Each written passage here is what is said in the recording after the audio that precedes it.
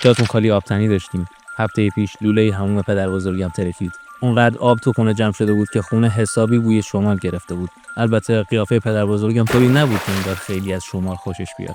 گفت پسر اون کارت چارلیو بگیر تا توی این اقیانوس غرق نشده. گفتم چارلی کیه؟ گفت کاریت نباشه.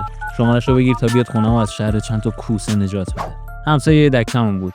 4 فرانسه و 7 شروالی شبیه هم داشت که شده بود ابزار پرسونال برندینگ آقا سیا.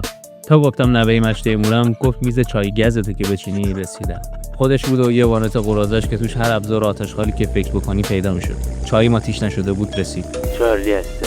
قیافش بیشتر به آپاراتچیا میخورد تا تعمیرکارا. اول آبو قطع کرد و لوله قدیمی‌ها رو درآورد. بعدش یه دونه از این مترپارچه قدیمی رو درآورد و شروع کرد به سانس زدن و بعدم لوله جدید جا زد و یکم جوشکاری کرد. اونم با عینک طبی.